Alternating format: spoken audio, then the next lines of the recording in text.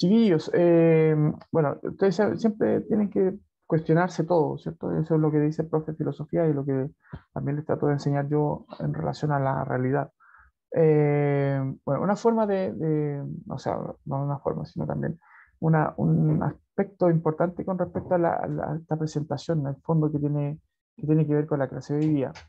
Es que ya salió en la BBC, ¿cierto? Está la noticia y no hoy día, también un par de veces atrás, en que hay un modelo matemático, ya se estableció un modelo matemático para viajar en el tiempo, específicamente al pasado.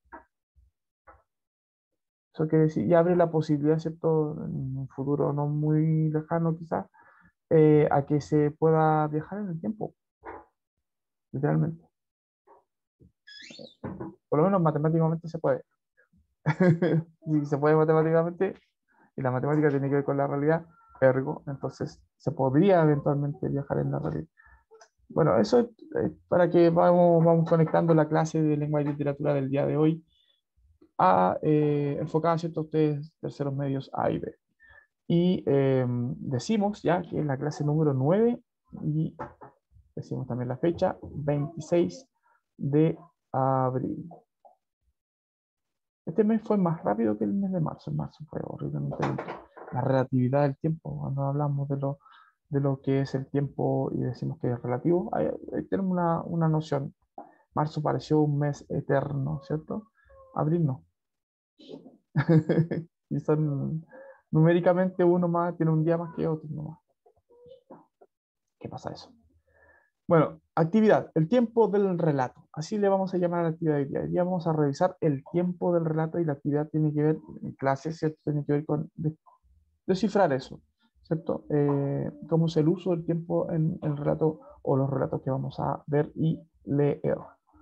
El propósito es comprender las anacronías como técnicas narrativas contemporáneas. Si bien es cierto, eh, creo que hace justicia literaria con respecto a esto, ¿cierto? Las anacronías siempre han existido. O sea, la forma en la que yo cuento cosas siempre puede estar adscrita, ¿cierto? A estar desordenada desde el punto de vista narrativo, o sea, desde los hechos, ¿cierto? De lo cronológico, perdón. Yo puedo ir acordándome de algo y en la medida que me voy acordando de algo, ¿cierto? Se los voy contando. Entonces, no necesariamente eso que yo te estoy contando está ordenado tal como sucedió cronológicamente, o sea, no sigue una línea. Bueno, entonces la anacronía no es una invención necesariamente de la literatura contemporánea, sin embargo, es donde más se han utilizado estas técnicas, ¿cierto? De contar, o formas de contar lo que se cuenta, ¿cierto? Y eso es lo importante y lo que podemos decir que son propias del mundo contemporáneo. Ahora, ¿por qué? Esa es una buena pregunta. ¿Y para qué? Esa es una mejor pregunta, porque tiene que ver esencialmente con el efecto estético que se puede provocar a propósito de las obras que nosotros vamos a leer y ver. Ojo que a propósito de los premios Oscar de ayer, hay una categoría que se premia, ¿cierto? En la que se premia, perdón, el montaje. Y las anacronías tienen mucho que ver con eso del montaje, es decir, cómo se va a interponer, ¿cierto?, los momentos de la historia. Entonces, el trabajo del editor, lo decía, ¿cierto?, Harrison Ford ayer, el trabajo del editor es un trabajo solitario porque es la visión de él con respecto a cómo se construye el relato. O sea, ¿qué pongo primero? ¿Qué pongo después? Si pongo esta parte de la historia, la pongo un poco antes. A lo mejor podría explicar de mejor manera la historia. Entonces genera un efecto, obviamente, para mejorar la narración la historia sí, cómo se entrega, pero también para poder mover al lector, ¿cierto? Al espectador, a no recibir una historia así sentado comiéndose un paquete de cabritas, sino eh, metiéndose en la historia, en la película, ¿cierto? En la narración misma. Entonces esa es la idea, ¿cierto? Ese es el efecto, mover al lector, moverlo, hacerlo pensar. Bueno, objetivos que de la clase de hoy día, ¿cierto? El objetivo OA2, que tiene que ver con reflexionar sobre el efecto estético de las obras literarias que nosotros leemos, específicamente considerando estas historias literarias leídas o vistas en comparación, ¿cierto?, con las experiencias propias del lector, los puntos de vista y qué sé yo. Entonces, hay mucho que ver entre uno y otro elemento en este cuento. Y el objetivo 8 que tiene que ver con el diálogo argumentativo, ¿cierto? A propósito de que estamos en una unidad y estamos en un nivel en donde se da mucho hincapié a la idea, ¿cierto?, de la argumentación. Aquí, obviamente, llevándonos a un momento de reflexión sobre la obra en sí, en la que vamos a revisar principalmente, ¿cierto? Que sería eh, la que vamos a ver, que se llama La noche boca arriba, de Julio Cortázar. ¿Ya? Eso vamos a ver en particular. Entonces, claro, la idea de esta actividad en sí lleva a que ustedes piensen lo que leen de otra manera. Entonces, por eso parece complejo, pero no lo es tanto. Previamente, lo que estábamos viendo a propósito de técnicas de literatura contemporánea, estábamos viendo, ¿cierto?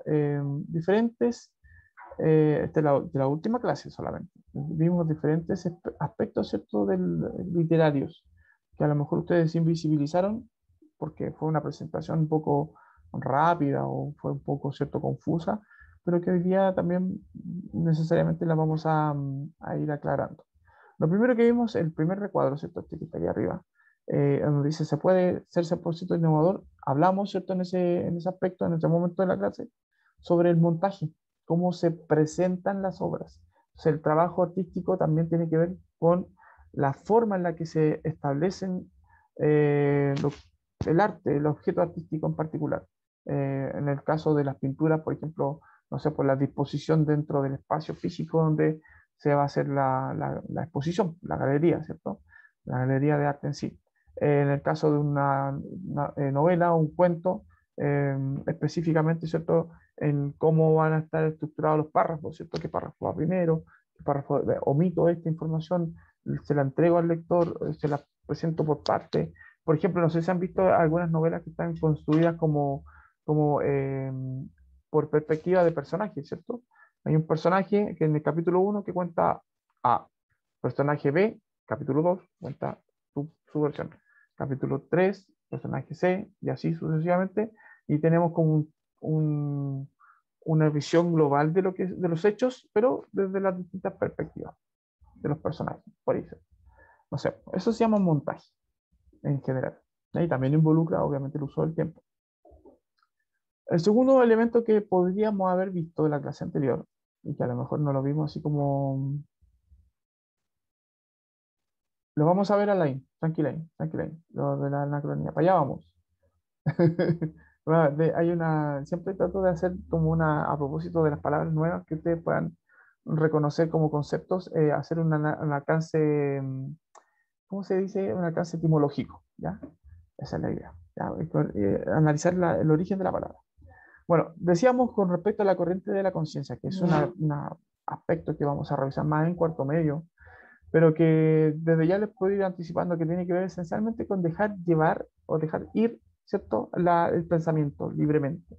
Es como que la conciencia tuviera como un flujo sin contención, ¿cierto?, que corra la conciencia. Entonces, como que el escritor está frente al papel y se pone a escribir y escribir y escribir, así como vuelto loco, ¿cierto? Porque está tratando de plasmar todo lo que siente, lo que piensa, sin mucho filtro. Entonces aquí vimos eso de la corriente de la conciencia, no lo vimos literariamente, pero sí lo vimos plásticamente en el ejercicio, ¿cierto?, de este artista, ¿cierto?, este performancer, ¿cierto?, francés, no se me fue el nombre, eh,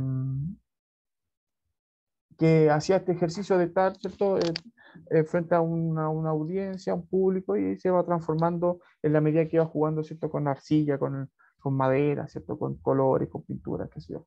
Iba como jugando a expresarse eh, automáticamente, por así decirlo, ¿cierto? Pensamiento automático. Bueno, también vimos, volviendo, ¿cierto?, a la clase anterior, vimos la idea de intertextualidad, este precepto, ¿cierto?, de que las obras literarias, artísticas en general, no están solas en el universo, pues, dialogan con otras obras previas. Por ejemplo, si alguien ve o ha visto solamente Los Simpsons, y ve que en Los Simpson hablan de Tommy Daly o Itchy Scratchy, ¿cierto? Tenga en consideración de que estos monos que aparecen dentro de Los Simpsons, ya es un texto dentro de otro texto, es una locura, está dialogando intertextualmente con Tommy Jerry, por ejemplo. Y Tommy Jerry quizás puede que esté dialogando intertextualmente con otra historia que a lo mejor nosotros no alcanzamos a conocer por tiempo, ¿cierto? No sé, por contexto. Pero bueno, se entiende, ¿cierto? Que la intertextualidad es el diálogo entre dos obras artísticas, dado cierto algunos elementos que comparten en común y que son necesariamente considerables como homenajes, como reconocimientos, ¿cierto? Como referencias que nos permiten cierto entender también el sentido de la obra nueva. Aquí Tommy Daly es una crítica a la violencia de los monos animados y Tommy Jerry, ¿cierto? Por mucho tiempo fueron normalizados como un mono animado divertido nomás, po, pero se hacían bromas bien macabras, ¿cierto? Entonces, hoy en día podrían ser incluso hasta cancelados por lo violentos que son, dado el contexto. No es la idea, pero podrían ser, ¿cierto? Ya, la gente está muy sensible. Ok, y en el último punto revisamos, ¿cierto?, el concepto de visión de mundo. Y hablábamos, ¿cierto?, de que la visión del mundo corresponde a estos parámetros universales que de repente tienen ciertamente la gente, las sociedades, las comunidades, ¿cierto?, los grupos humanos étnicos incluso, en relación a lo que es el mundo, el universo, el cosmos, el todo, ¿cierto? Y que ellos de alguna manera plasman en su literatura, en su arte, en su forma de ser y de pensar. Es como eso, es como lo que es propio de una cultura en cuanto a la proyección que tienen con respecto a lo que lo rodea. Así, por ejemplo, recogemos que la visión del mundo de los mapuches, por ejemplo, y si hay algún autor mapuche que nosotros podamos leer, seguramente vamos a encontrar que lo que él escribe va a ser básicamente lo que piensan los mapuches en general, como pueblo, ¿cierto? Como pueblo originario. Y así, por ejemplo, no sé, por los que les gusta, eh, el, eh, no sé, estoy pensando en la literatura de terror, la visión de mundo de los autores de terror también puede ser aludiendo, ¿cierto?, a un momento histórico, no sé, o sea, sí, como que se comparte esa visión del mundo. También puede ser, ¿cierto?, eh, acogida, ¿cierto? Yo puedo ceñirme a una visión del mundo sin apropiarme, ¿cierto?, de esa visión del mundo sin necesariamente ser parte geográfica del lugar donde se supone que se da. Sí, la idea de apropiación cultural no es novedosa. También. Bueno, eso es lo que vimos en la clase anterior. Son conceptos que vamos a seguir revisando y revisando hasta que queden bien patentes. Y ahora lo que vamos a ver, ¿cierto? Tiene que ver con el efecto estético del uso del tiempo. Cómo se produce la narración, cómo se genera, ¿cierto? A partir de la forma en la que está contada la narración, ¿cierto? Las técnicas narrativas, cómo se producen este juego, ¿cierto? De percepción con respecto a la realidad. Las sensaciones que provocan, ¿cierto? Ah, dice, bueno, las sensaciones que el cortometraje, obviamente parece que aquí faltó algo. Tengo que hacerlo al revés. Si se dan cuenta, aquí me equivoqué yo en la. Tengo que ver el cortometraje primero y después vamos a las preguntas de la hora. De la hora, vamos a copiar aquí. Esos son errores que uno tiene, que puede corregir, no hay drama. No hay drama, todo se puede corregir en la vida, chicos. Y vamos a ponerlo así. ¿Ya? Ahora sí. Estábamos aquí, yo decía, ¿cierto?, que los elementos que habíamos visto en la clase anterior, hablábamos, ¿cierto?, de montaje, de corriente de la conciencia, de intertextualidad y de visión de mundo. Y lo que vamos a ver ahora, ¿cierto?, es esto. Pongo mucha atención.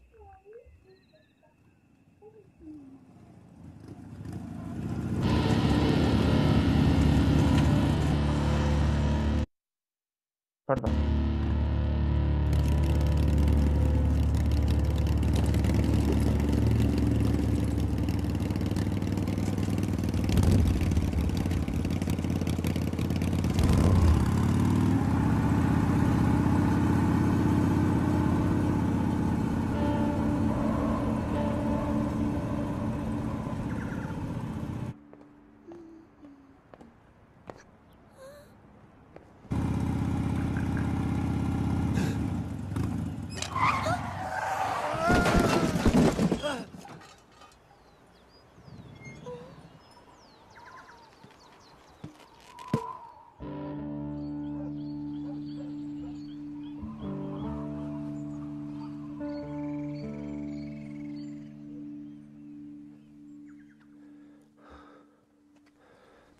Él tenía la preferencia, ¿no? Sí, ella cruzó con rojo. Te podrías haber matado, niña descuidada. No te preocupes, tranquilo.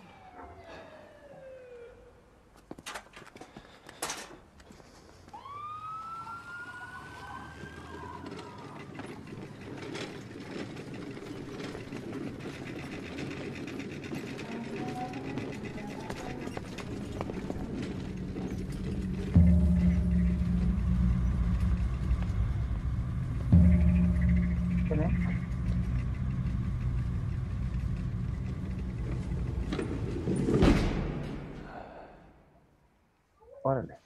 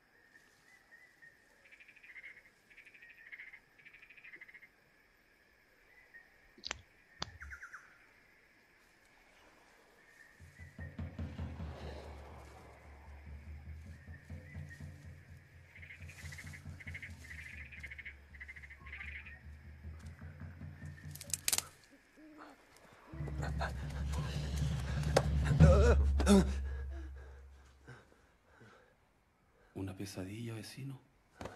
Eso pasa por dormir boca arriba.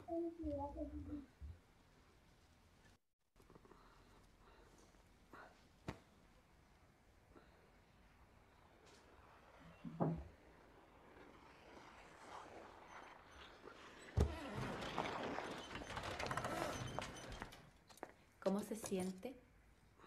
Le traje una sopita. Provecho.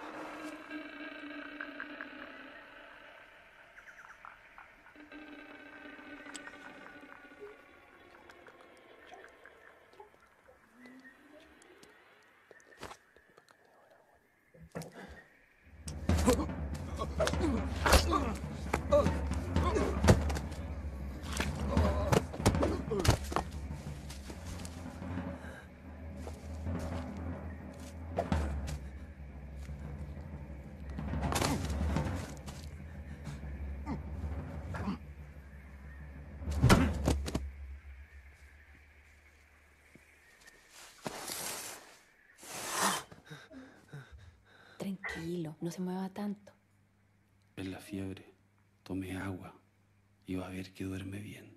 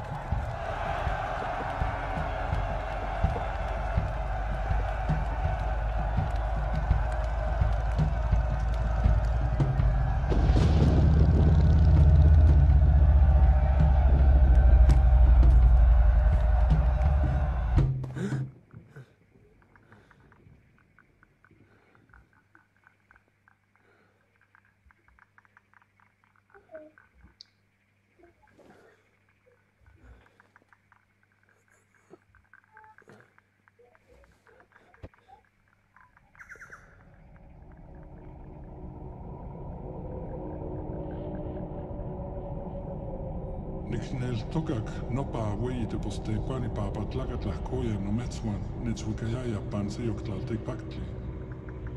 Se al te petliga la wilmi so soik iwan chichiltek klein tlatla na mo te komotli amo popoka amo yesti ya oyo iwan amon nakayoki pale use ukteo. Sochi ya oyo.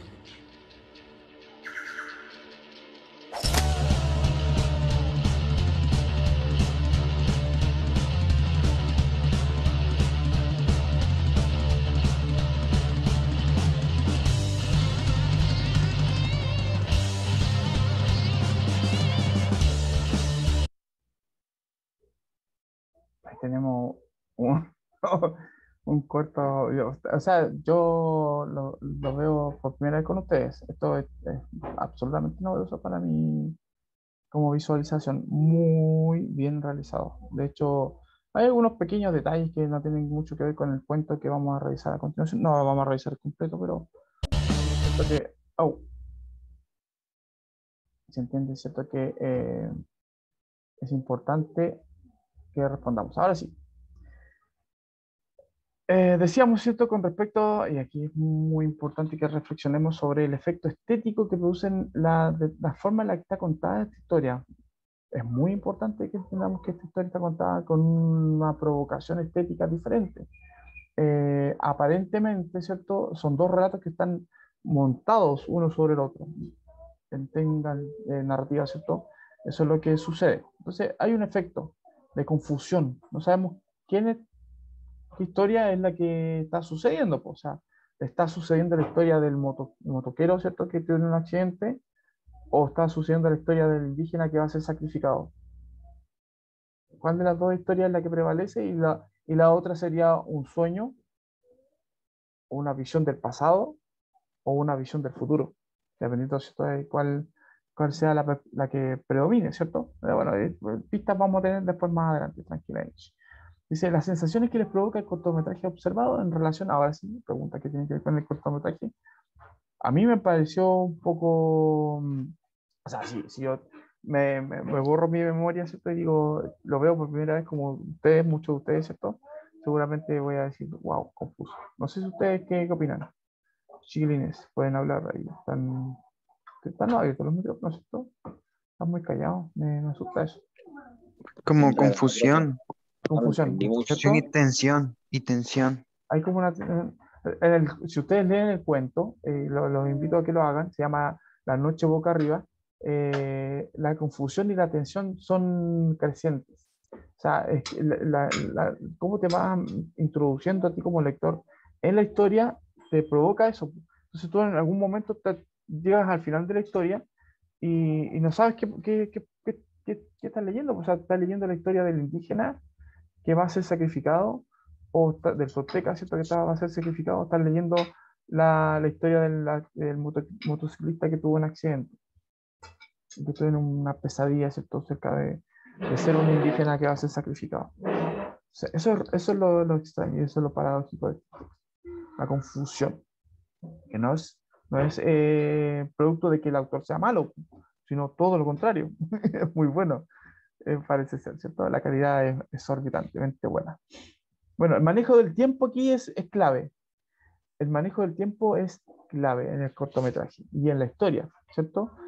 Y parece ser, y aquí la pregunta, ¿es el mismo siempre el tiempo, ¿cierto? ¿Se maneja siempre sí o hay alteraciones?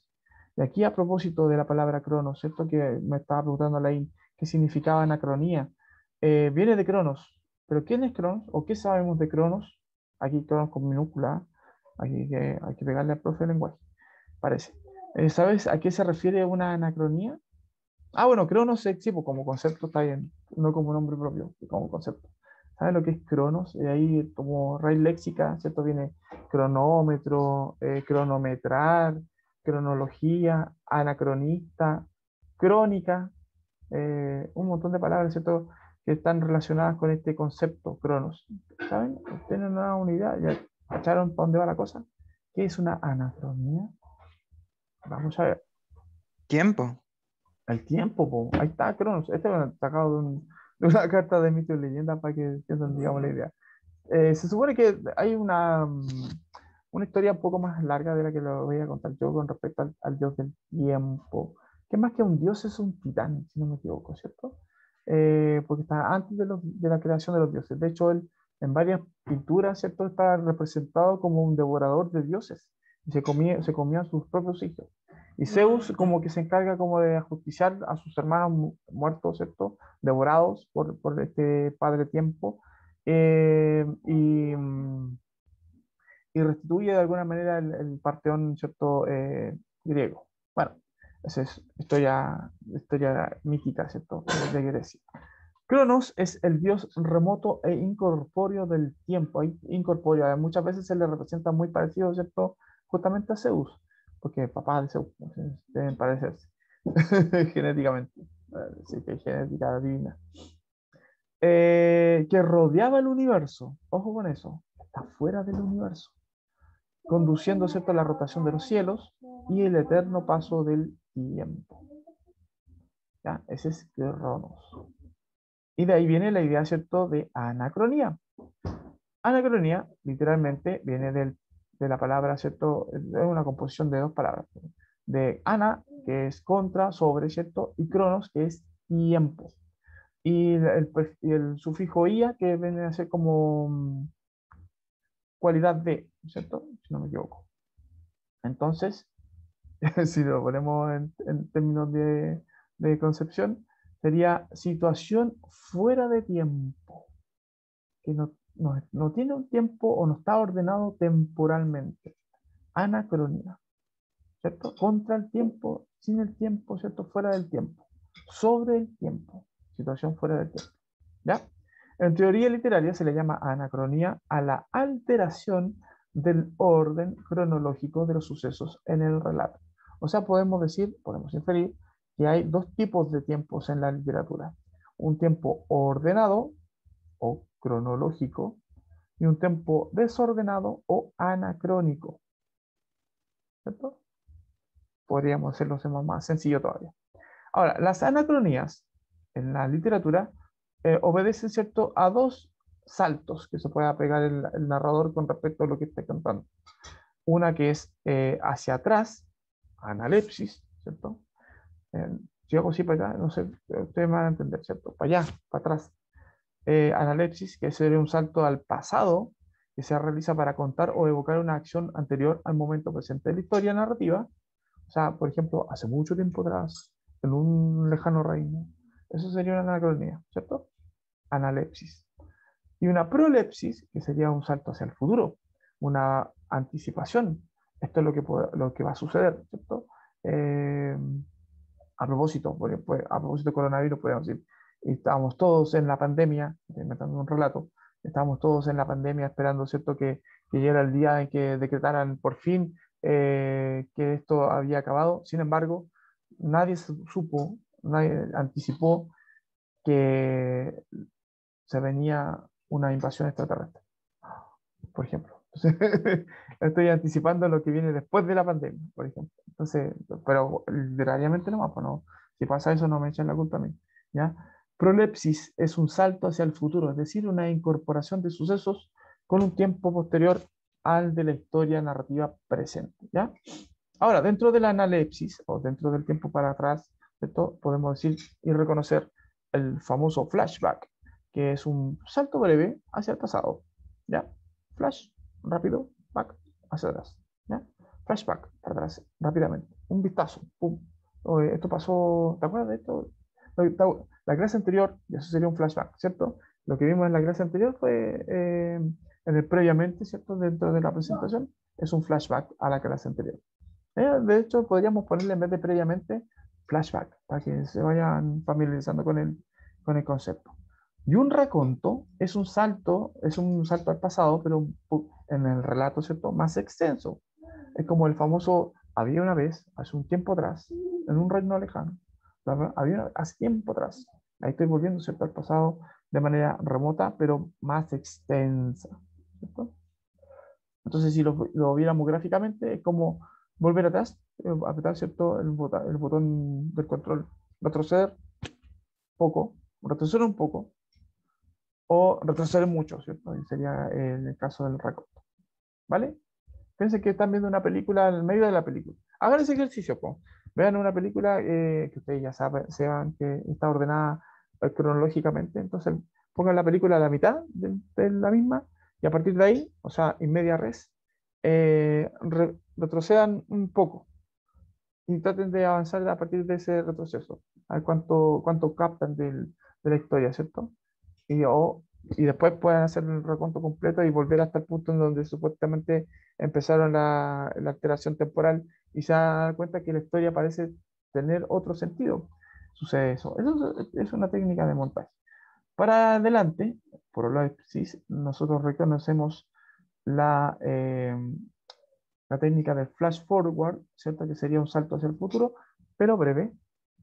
Y la premonición, que es un salto, a diferencia, ¿cierto? Del raconto, un salto hacia el futuro, pero con mayor extensión. Es como, esto se usa más en las historias de ciencia ficción, donde hay viaje al futuro, ¿cierto? Y se está construyendo un relato de un presente, pero anticipándose a lo que podría suceder, creo que en Volver al Futuro, ahí si han visto esa película, cuando van al futuro, valga la idea, ¿cierto? Y el profesor, bueno, están en el futuro y pasan un montón de cosas y el doctor, ¿cierto? Vuelve al pasado a decirle a Marty que tenga cuidado, digamos, con lo que va a hacer porque va a tener consecuencias, ¿cierto? En el futuro. O sea, pues ya sabe, ¿cierto? Ya fue al futuro y vio todo lo que estaba pasando ahí. Eso sería, ¿cierto? En ese sentido, una técnica para poder jugar con la historia.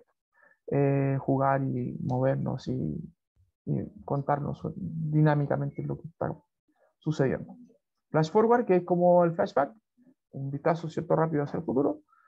Y premonición, un vistazo más largo, ¿cierto? Más extenso en relación al flash forward. ¿Cómo saber cuándo es cuándo? ¿Cierto? Por la extensión, por cuánto ocupa de la historia, básicamente eso. Un vistazo puede ser un pequeño anticipo de una línea, dos líneas, ¿cierto? En cambio, las premoniciones son de párrafos, por ejemplo. ¿Ya? Por si acaso, para que tengan un parámetro.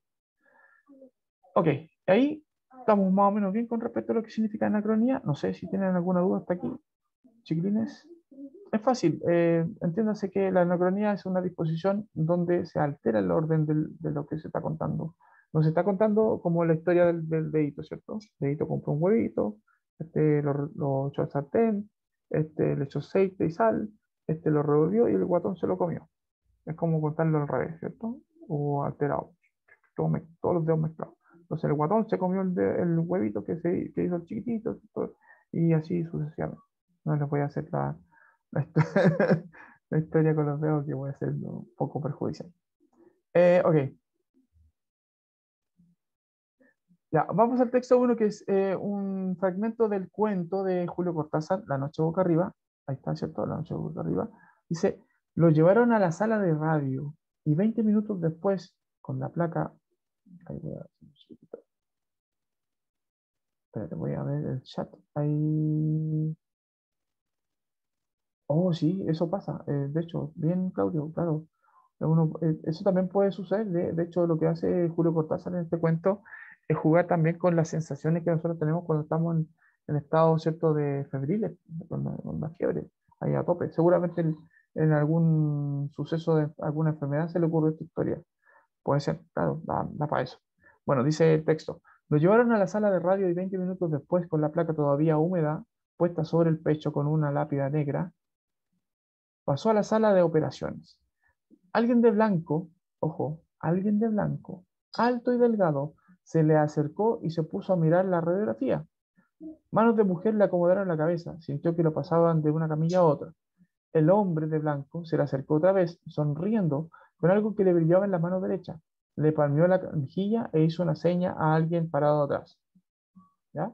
Ahora, dice alguien de blanco, no dice un médico, un doctor, un cirujano.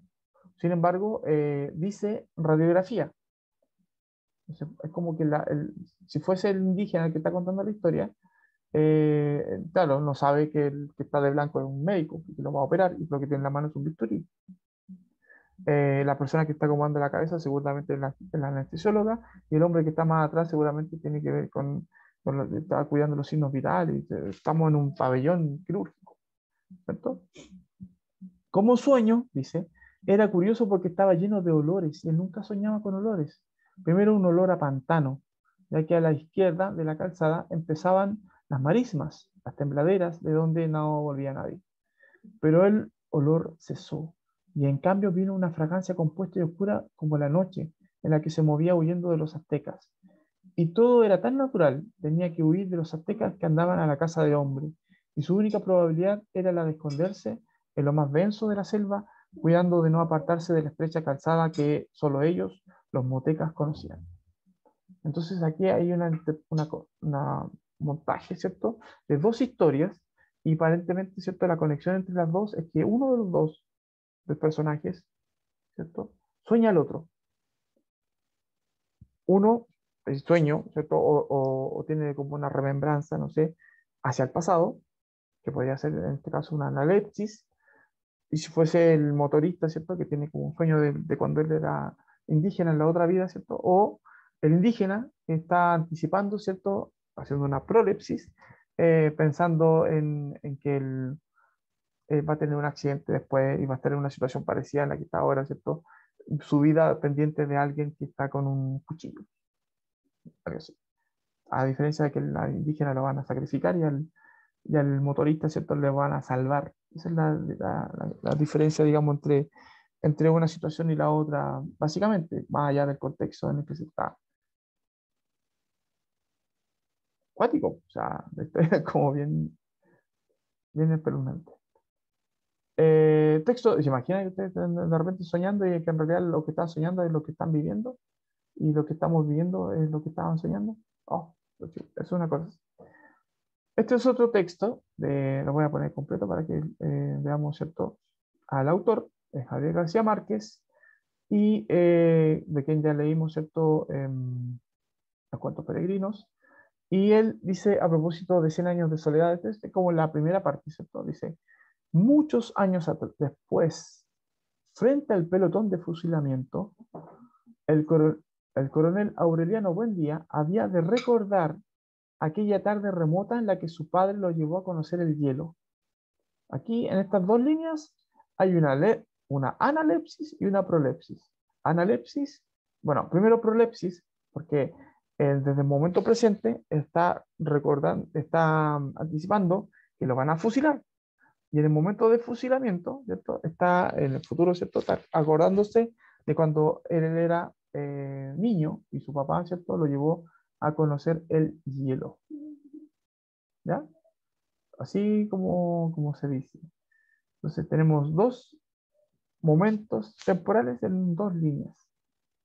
Macondo era entonces una aldea de 20 casas de barro, analepsis, y Cañabrava, construidas a la orilla de un río de aguas diáfanas que se precipitaban por un lecho de piedra pulidas, blancas y enormes como huevos prehistóricos. El mundo era tan reciente que muchas cosas carecían de nombre y para mencionarlas había que señalarlas con el dedo. O sea, estamos hablando de un tiempo muy pretérito. Todos los años, por el mes de marzo, una familia de gitanos desarrapados, plantaba su carpa cerca de la aldea y con un gran alboroto de pitos y timbales daban a conocer los nuevos inventos. Primero llevaron un imán, un gitano corpulento de barba montaraz y manos de gorrión que se presentó con el nombre de Melquiades. Hizo una truculenta demostración pública de lo que él mismo llamaba la octava maravilla de los sabios alquimistas de Macedonia. Fue de casa en casa arrastrando los 2 lingotes metálicos, y todo el mundo se espantó al ver que los calderos, las pailas, las tenazas y los anafes se caían de su sitio, y las maderas crujían por la desesperación de los clavos y los tornillos tratando de desenclavarse. Y aún los objetos perdidos desde hacía mucho tiempo aparecían por donde más se les había buscado y se arrastraban en desbandada turbulenta detrás de los fierros mágicos de Melquiades. ¿Ya? Aquí estamos, ¿cierto?, frente a otro evento en donde se vuelve a hacer otro evento, otro hecho, ¿cierto?, narrado hacia el pasado, ¿cierto?, una analepsis, la parte remota, ¿cierto? De aquí podríamos decir que parte lo que se puede considerar como raconto, porque está contando toda la historia de Macondo desde prácticamente sus orígenes, ¿ya? Como pueblo, o sea, piensen, una aldea de 20 casas, hoy, o sea, dentro del relato, en el presente, ¿cierto? Antes de que fusilen al coronel Aurelio Buendía, ya estamos hablando de una ciudad. Entonces, cuando era un pueblo, recién una aldea de 20 casas apenas, ¿cierto? Y sucedía esto, y ahí se está acordando de ese momento, un raconto. Bueno, chicos, como tiempo, ¿cierto? Está como, a propósito de tiempo, estamos en el tiempo. Eh, esta idea, ¿cierto?, de la anacronía nos permite a nosotros ir entendiendo también, nos permite entendiendo también estas características que tienen, obviamente, las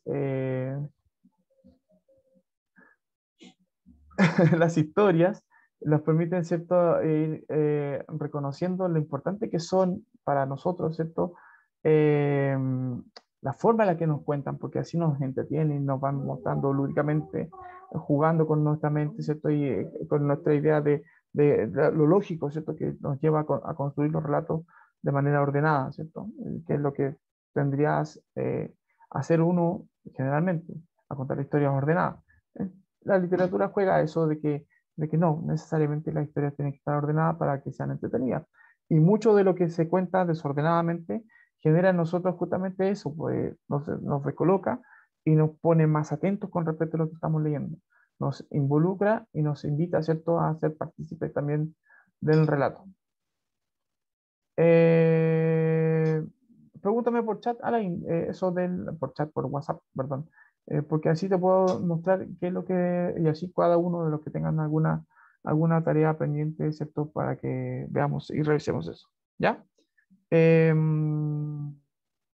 Obviamente que los efectos no serían los mismos si estuvieran contados ordenadamente. De hecho, pasa que si uno cuenta una historia ordenadamente hoy en día, tal como estamos las cosas, ¿cierto? Ahí está. eh, Cómo están las cosas, obviamente no provocan mucho interés y seguramente va a decaer la atención del espectador o del lector. Eh, por lo mismo, ¿cierto? Es importante que este efecto no solamente tiene que ver con la intervención, sino también con la reflexión, porque si se nos presentan los tiempos desordenados o alterados, es para que nosotros reflexionemos sobre el valor del tiempo. ¿Qué es el tiempo? Como dice el profe, ¿cierto? Para que cuestionemos, el profe Geria, para que cuestionemos, ¿cierto?, esto que es nuestra realidad. ¿Ok? ¿Cómo podríamos relacionar esta anacronía con nuestra vida cotidiana? Así, pues, como lo acabo de decir, cuestionando, ¿cierto?, las nociones que tenemos con respecto de lo que asumimos como algo normal, que es en este caso, ¿cierto?, el manejo y el uso del tiempo que hacemos. Esta calendarización, este cronometreo, ¿cierto?, del cronometreo, no sé si existe esa palabra, sobre la realidad. ¿Ya? Esa es la idea. Y ver, ¿cierto?, si estas dos historias tienen un impacto o no en nosotros. Perdón, ahí estaba, ¿cierto? ¿Cuál de las dos historias? Porque ahí dice, ¿cuál de las dos anacronías presentes te resulta más interesante? Ya es un tema ya estético. Yo digo, mira, la primera es como mucho más interesante que la segunda, porque es como que nos pone en la situación del indígena o del motorista. En la segunda, obviamente que nos lleva y como que nos invita a hacer un paseo largo con respecto a la historia de Macondo y lo que se narra en Cien años de soledad, que son 100 años de novela. Ok, a propósito de novela, lo que se viene, Siddhartha de Germán Hesse, un recordatorio amable, ¿cierto? Y a propósito de las tareas, como preguntaba Alain, y si ustedes tienen dudas, si han hecho o no han hecho, si están o no están, para que me pregunten por WhatsApp, ¿ya? Sobre las tareas que tenemos, para que no se les acumulen con las que vienen a continuación. Vienen tareas después. Viene una tarea cotota con respecto a este mismo ejercicio, ¿cierto? De anacronía. No ahora, sino que vamos a ir acumulando con otros aspectos literarios. Y es lo que viene la clase siguiente. Aprendimos entonces hoy día el concepto de anacronía, lo importante que son estos aprendizajes para que nosotros distingamos en los usos retóricos, ¿cierto? Que hacen los autores a propósito de las historias que nos cuentan. No, Camila Escobar, no hay ningún problema en que mande las tareas por correo electrónico, todo lo contrario. Está bien, lo que pasa es que yo reviso primero Classroom, por si les llega algún mensaje de que no han mandado la tarea o que la tarea en Classroom está vacía, puede ser, ¿cierto? Y después voy a revisar los correos electrónicos y los tengo ordenaditos, todo listo ya para hacer esa revisión, ¿vale? Eh,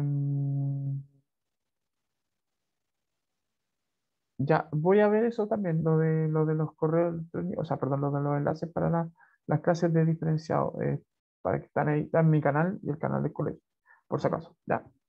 Los aprendizajes con respecto a su valor, bueno, porque nos preparan como lectores y como espectadores frente a la idea, ¿cierto?, de que estamos en una realidad mágica y bien llena de cositas, de complementos importantes.